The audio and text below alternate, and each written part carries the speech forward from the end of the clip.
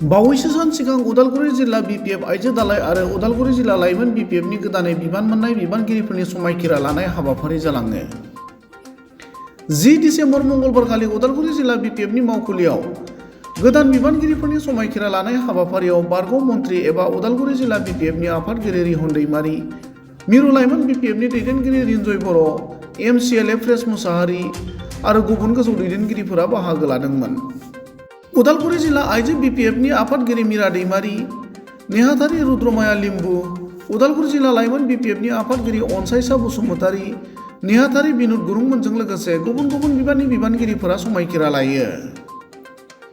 गुबुन फारसेथिं गोदानै बिबान मोननाय आइजो आरो लाइमोन बिपिएफनि समायखिरा लानाय हाबाफारियाव बारग' मन्थ्रि रिहन दैमारि बिथाङा बाहागो लानानै फैबाय थानाय बिटिसि बिसायख'थियाव उदालगुरि जिल्लानि मोनबा बियाबखौ देरहाजोबनो थाखाय हानजाखौ गोख्रों खालामनो खामानि मावबाय थानाय जादों होनना खौरांगिरिनि सिगाङाव ओरैबायदि फोरमायो।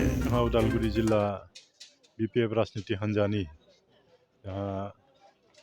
महिला बिपिएफ आरो युथ बिपिएफ बिथांमोना गोदान कमिटि दाजोबदोंमोन आरो जोंनि सेन्ट्रेल कमिटि बिपिएफनि बिथोन बायदियै शपथ ग्रहण लानायनि बेबस्था खालामनाय जाबाय आरो बेखौनो दिनै महिला बिपिएफ आरो युथ बिपिएफ गासै गोदान सायख'जानाय सोद्रोमाफोरखौ जों दिनै शपथ लाहोदों, सतबांसा लाहोदों। बे प्रग्रामा जाना थांबाय आरो जों बेखायनो जों बांसिन जुर होबाय थादों जे फैबाय थानाय जे बिसायख'थि बे बिसायख'थियाव जों जाहाथे उदालगुरि जिल्लानिफ्राय जा मोनबा समस्ति दङ बे मोनबा समस्तिनिफ्राय जों देरहासार खालामनो हायो। बेखायनो गासैखौबो जोङो इयुथआनो जा, महिलायानो जा, जोंनि पेरेन्ट बडियानो जा, बिएससिआवनो जा, जोङो एसे अर्गानाइजेसनखौ एसे गोख्रोंनिफ्राय गोख्रों खालामनो जों नाजागासिनो दङ आरो आथिखालाव जों मोनबाय दायो जोंनि पार्टिया उदालगुरियाव जथेस्थ' स्ट्रं जाबाय। जों आसा खालामदों फैबाय थानाय बिसायख'थियाव जों मोनबा समस्तियावबो जों देरहासार खालामनो हागोन जोंनि बिजाथिफोरखौ।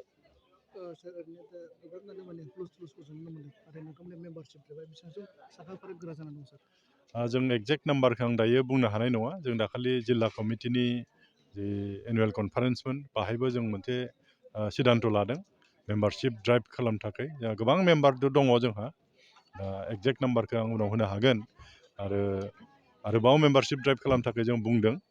जोंनि रायजो राजा जोंहा गोबां मदद होग्रा जों ओंखारबोनो नुदों। मानो होनब्ला जायफोरा इउपिपिएलआव दंमोन बिथांमोना बहुद आसा खालामदोंमोन इउपिपिएलनिफ्राय माबा मोनसे मोनगोन होननानै, माबा मोनसे जागोन समाजनि मोनसे सोलायनाय फैगोन होननानै बिथांमोना आसा खालामदोंमोन। नाथाय नुनो मोनबाय बे सारि बोसोराव जेबो जाथाराखिसै, मोननायाथ' बादे जेबो जायाखिसै। बेखायनो गोबाङा दुखु मोननानै दा जोंनि बिपिएफ राजनिति हान्जायाव फैदों, ओंखारबोदों आरो बेबायदिनो जोङो फैनायफोरखौ जोङो पार्टियाव बिथांमोनखौ नाजावदों आरो जों दा तारिख लानो हायाखै।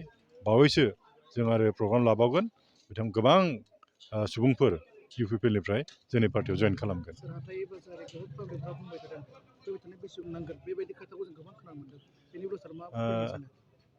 जोंफोरखौबो बुङो, लोगो हमो जे बिपिएफ राजनिति हान्जायानो मोजांमोन, मोनसे आदर्श गोनां मोनसे पार्टि आरो बिपिएफ राजनिति हान्जा जेब्ला सरकार खालामदोंमोन बे समावनो गोबां जौगानाय खामानिया जादों। रायजोफ्रा बयबो नुदों। सान्थि सम्प्रितिखौथ' जोंनो लाबोखादों, बेखौबो नुदों। दा बे हिसाबै बे सारि बोसोराव मोनसे अबिगथा रायजो राजाफ्रा मोनबाय जे प्रमद बर' बिथांमोना नंखाय बाथ्राफोर बुङोमोन, बिसायख'थि सिगाङाव जिफोर बाथ्रा बुंदोंमोन मोनसेबो बिथांमोना लाखिनो हायाखै, बेथ' थगायसुला ओरैनानै इतिमধ্যे रायजो राजाफ्रा बुंबाय। बेखायनो जोंनि बिपिएफ राजनिति हान्जानि दैदेनगिरिफोरखौ बिथांमोना मोजां मोनदों, ओंखारबोदों आरो बयबो बुंदों जे नोंथांमोनखौनो जों सापर्ट खालामगोन, नोंथांमोना देरहासार जाथारगोन, जों दं, नोंथांमोना जेबो सिन्था खालामनाङा ओरैनो जोंखौ बुंदों आरोमोन।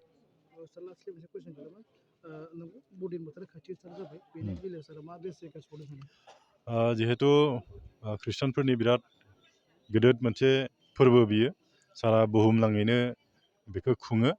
आंबो सासे बे फोथायनायनि बेक्ति हिसाबै आङो बे बरदिन फैबाय थानाय जि बरदिन बिनि थाखाय सान्थि सम्प्रितिया आरो बांसिन जाहाथे जोंनि गेजेराव गोसारो, गोजोन थासारिया जोंनि गेजेराव फैयो, बयनिबो जिबनाव जाहाथे सान्थि फैयो, जोंनि गेजेराव जि दाङाबाजि जायो बेफोरो जाहाथे गैया जायो। जों जायखौ फोथायो सान्थिनिनो मोनसे बानि बिथाङा होबोदों, बे सान्थिया जेब्लायबो जोंनि सुबुं माहारिनि गेजेराव जाहाथे थायो। आं जोंनि आसामनि एबा जोंनि बिटिसि ओनसोलनि रायजोनि गासैनिबो बरडिनि मुङै जोङो गाहाम अनसायनायखौ आं बावहरदों।